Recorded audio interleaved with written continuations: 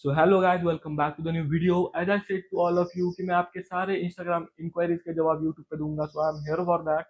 But before we start this video you need to know कि मैंने YouTube पे पहले भी ऐसे एक वीडियो डाला हुआ है जहाँ पे आपका इतना सारा प्यार देने की वजह से दिल से धन्यवाद। और अगर आपने उस वीडियो को अभी तक नहीं देखा तो गो चेक इट आउट। और स्टार्ट करते हैं इस वीडियो को पहले क्वेश्चन से। पहला क्वेश्चन है दर्शन का कि आपकी बॉडी कब बनेगी। सो भाई साहब, इसका कोई आंसर मतलब स्पेसिफिक आंसर नहीं है, क्योंकि एक बॉडी बनाना एक लॉन्ग टर्म गेम है जो कि बॉडी एक हफ्ते या 2 हफ्ते में नहीं बनती। और I am not satisfied yet, और मुझे होना भी नहीं है जब तक कि मेरी अच्छी एक फिजिक ना बन पाए। और उसके बाद मैं फिटनेस के गोल अपने वर्कआउट रूटीन में ऐड करना चाहूँगा। तो नेक्स्ट सवाल है मिस्टर बनी का, आपकी जैसी बॉडी बनने के लिए आपका वर्कआउट और डाइट प्लान बताओ। तो भाई साहब, ये बात जान लो कि वर्कआउट और डाइट ये कोई मतलब डाइट का ऐसा होता है कि लोगों को ऐसा लगता है कि बहुत सारी चीज़ें खानी पड़ती है, बट मुझे ये बहुत गलत लगता है, क्योंकि मेरा ऐसा मानना है कि डिसिप्लिन रहना पड़ता है और बहुत सारी चीज़ें खानी नहीं बल्कि बहुत सारी चीज़ें छोड़नी पड़ती है।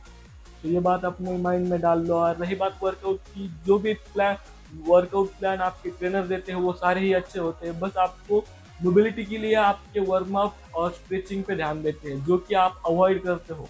सो थर्ड क्वेश्चन है कल्पेश पांडु का best part of your life. So thanks for that question. ये बहुत नज़दीकी क्वेश्चन है मेरा।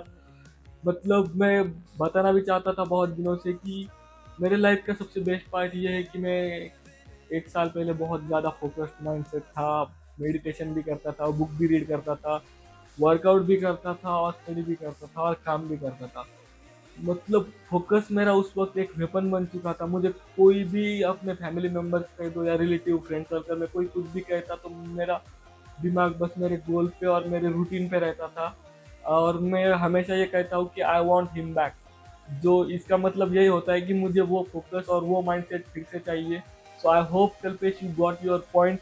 और अगला सवाल है अजय पवार का, निखिल सर के वर्कआउट प्लान ले ले बॉडी जरूर बनेगी। इन्फ्लुएंसर का मत सुन। सो ये इन्फ्लुएंसर जो कहा गया है वो ऑब्वियसली कल्पेश को कहा गया है, क्योंकि मैं फिलहाल उसकी वर्कआउट स्प्लिट फॉलो कर रहा हूँ, जो कि मतलब बहुत सारे सवाल लोगों के ऐसे है कि तेरी बॉडी पहले पहले अच्छी थी, अब उसका वर्कआउट प्लान फॉलो कर रहा है तो बहुत ज़्यादा तेरी बॉडी कम हो चुकी है। तो उनको मतलब उनका गलत भी नहीं है, क्योंकि उनको वो दिखता है मेरी बॉडी कम हो गई है, बॉडी का वॉल्यूम कम हो गया है। बट मुझे मेरा इस पर पॉइंट ऑफ व्यू ये है कि कल्पेश का ना ही जिम का मतलब निखिल सर का वर्कआउट मैटर नहीं करता, बट आप कैसे उसको परफॉर्म करते हो। आपकी मतलब किसी भी वो मसल का फंक्शनल क्या होता है, उसको प्रॉपर तरीके से स्ट्रेच करो और कॉन्ट्रैक्ट करो, बस इनफ। और रही बात मेरी वॉल्यूम कम होने की, तो मैंने क्रिएटिन बहुत लिया, मतलब क्रिएटिन फर्स्ट टाइम लिया था और मुझे ऐसा लगता था कि क्रिएटिन से मेरी बॉडी में वॉल्यूम बढ़ जाएगी, साइज बढ़ जाएगी। तो बट मुझे एट द एंड ये रियलाइज हुआ कि क्रिएटिन मैं गलत पर्सपेक्टिव से ले रहा हूँ। क्रिएटिन अगर आप भी ऐसे पर्सपेक्टिव से ले रहे हो कि आप बहुत ज़्यादा तगड़े दिखोगे, आपकी बॉडी की साइज गेन होगी, तो आप गलत हो। क्रिएटिन लेने का सही तरीका मतलब माइंडसेट ये है कि जहाँ पे मैं 80 kg उठा पा रहा था वहाँ पे मुझे 100 kg मतलब उठ जाए, ये पर्सपेक्टिव होता है। और मसल ऑब्वियसली उससे ग्रो होते हैं, क्योंकि आप ज़्यादा वेट लिफ्ट कर सकते हो तो मसल ज़्यादा फटते हैं और रिकवरी होने की वजह से ऑब्वियसली आपके मसल ज़्यादा दिखते हैं। सो अगला सवाल है ओमी का, जिम जाते हो तो स्विमिंग कब आओगे।